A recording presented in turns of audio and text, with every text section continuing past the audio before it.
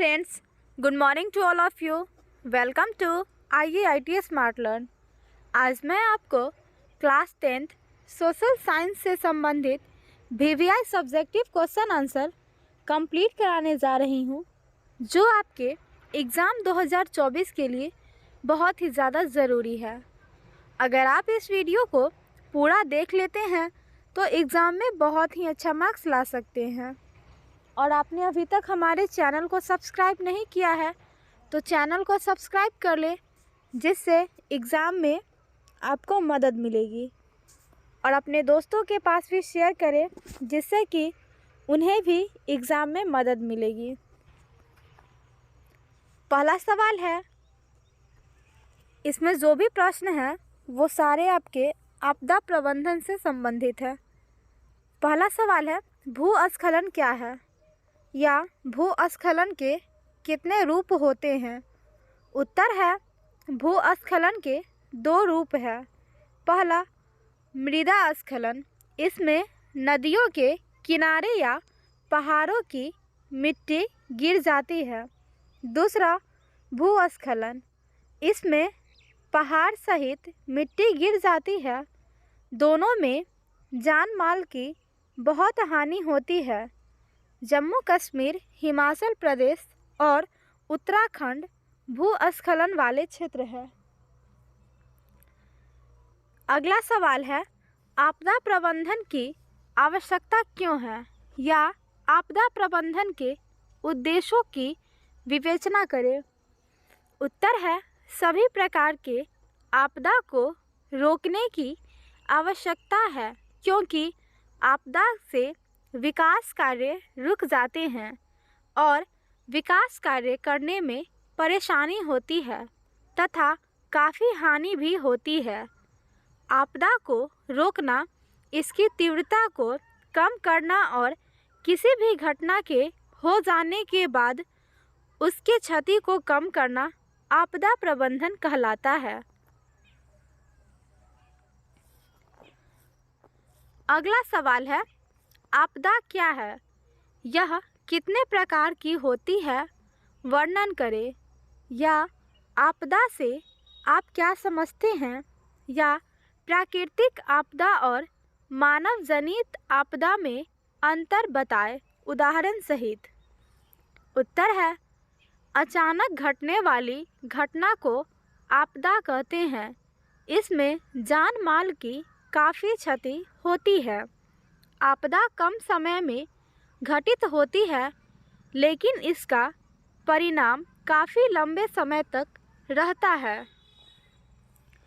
आपदा 2 प्रकार के होते हैं, जो निम्नलिखित है। पहला प्राकृतिक आपदा, ऐसी आपदा जो प्राकृतिक कारणों के कारण घटित होती है उसे प्राकृतिक आपदा कहते हैं, जैसे बाढ़, सूखा, भूकंप, सुनामी, चक्रवात आदि। दूसरा मानव जनित आपदा या कृत्रिम आपदा, वैसी आपदा जो मानव के गलत कार्यों के कारण होता है उसे मानव जनित आपदा, यहाँ पे ये आ नहीं है,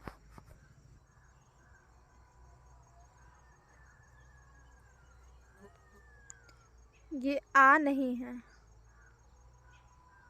मानव जनित आपदा कहते हैं, जैसे बम विस्फोट, तोड़फोड़, वनों का विनाश, आतंकवाद, दंगा इत्यादि।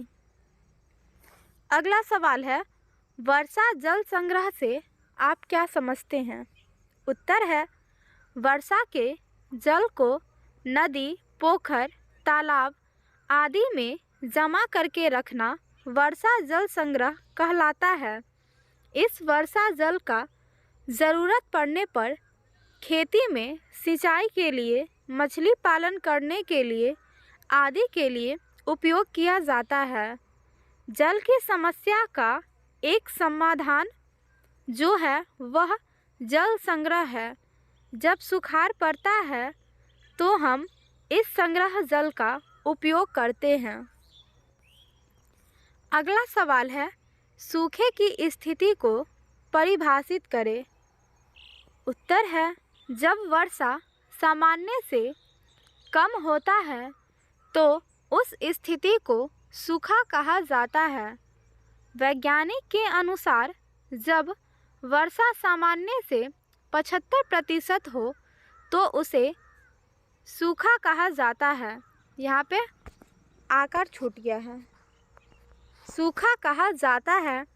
और जब वर्षा, यहाँ पे वर्षा होगा, जब वर्षा सामान्य से 50% कम हो तो उसे भयंकर सूखा कहा जाता है।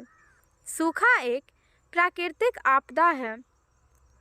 सूखा से बचने के लिए हम जो जल संग्रह होता है, सूखा से बचने के लिए, यहाँ पे हम नहीं होगा, सूखा से बचने के लिए जो जल संग्रह होता है उसका उपयोग करते हैं। अगला सवाल है, सुखाड़ के लिए जिम्मेदार कारकों का वर्णन करें। उत्तर है, सुखाड़ के लिए निम्नलिखित कारक जिम्मेदार हैं। पहला, कम वर्षा का होना। दूसरा, जनसंख्या का बढ़ना। तीसरा, पेड़ पौधों की कटाई।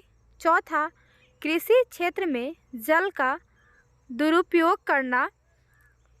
पांचवा, जल प्रबंधन न करना। छठा, ग्रीन हाउस गैस का बढ़ना। अगला सवाल है, बाढ़ कैसे आती है स्पष्ट करें, या बाढ़ के कारणों का विस्तृत वर्णन करें। उत्तर है, बारिश के मौसम में सामान्य से अधिक वर्षा होने के कारण नदी, तालाब, पोखर आदि भर जाते हैं और जब उसका बांध टूटता है, यहाँ पे टूटता है, टूटा है नहीं, जब उसका बांध टूटता है तो बाढ़ आती है। बाढ़ के निम्नलिखित कारण हैं। पहला, ज़रूरत से अधिक वर्षा का होना। दूसरा, कम समय में अधिक वर्षा का होना। तीसरा, हिम नदियों का पिघलना। चौथा, नेपाल जैसे पड़ोसी देशों द्वारा नदी में भारी मात्रा में पानी छोड़ना। पंचमा, बांध, डैम आदि के टूटने से। छठा, समुद्र में चक्रवात या तूफान आने से। अगला सवाल है, बाढ़ नियंत्रण के लिए किए गए उपायों का वर्णन करें। उत्तर है, बाढ़ के नियंत्रण के निम्नलिखित उपाय हैं। पहला, नदियों पर बांध बनाकर। दूसरा, तटबंधों पर ऊंची दीवार बनाकर। तीसरा, नहर बनाकर पानी के बहाव को नियंत्रित करना। चौथा, जल का उपयोग सिंचाई में करना। पंचमा, जल का उपयोग मछली पालन में करना। छठा, बिजली उत्पादन में जल का उपयोग करना। सातवां, कृषि कार्यों में जल का उपयोग करना। आठवां, बहुउद्देशीय प्रोजेक्ट में जल का उपयोग करना। नौवां, ऊंचे और मजबूत बांध बनाकर।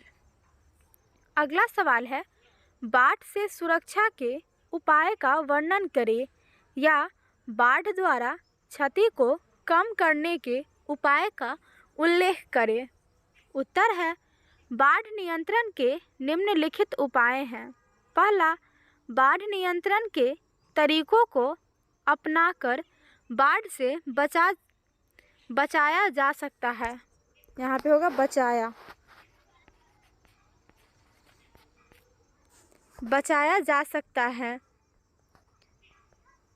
दूसरा, बाढ़ की पहले सूचना देकर वहां होने वाले नुकसान को कम किया जा सकता है। तीसरा, बाढ़ग्रस्त क्षेत्र को बरसात से पहले खाली कराकर क्षति को कम किया जा सकता है। चौथा, बाढ़ से घिरे हुए पशु और व्यक्तियों को निकालकर सुरक्षित स्थान पर पहुंचाना। पंचमा, बाढ़ में एक दूसरे की सहायता करके बाढ़ के नुकसान को कम किया जा सकता है। छठा, रेस्क्यू टीम द्वारा बाढ़ में मदद करके। छठा, सरकार द्वारा राहत सामग्री प्रदान करके। सातवां, बाढ़ से होने वाले बीमारी से बचाव के लिए सरकार द्वारा मदद प्रदान करके। अगला सवाल है, बाढ़ से होने वाली हानियाँ की चर्चा करें। उत्तर है, बाढ़ से होने वाली हानियाँ निम्नलिखित है। पहला, बाढ़ आने से फसल बर्बाद हो जाते हैं। दूसरा, बाढ़ आने से घर मकान गिर जाते हैं। तीसरा, बाढ़ में फंस के मकान बह जाते हैं। चौथा, पानी में डूबने से आदमियों की मौत हो जाती है। पांचवा, बाढ़ में अनेक पशु मर जाते हैं। छठा, बाढ़ से संपत्तियों का नुकसान होता है। सातवां, बाढ़ से अनेक प्रकार के संक्रामक बीमारी फैलते हैं। इस तरीके से मैंने आपको VVI subjective question answer complete करा दी हूँ। इससे पहले के वीडियो में भी मैंने आपको जो भी सोशल साइंस में इम्पोर्टेंट क्वेश्चन थे वह कंप्लीट कराई हूँ।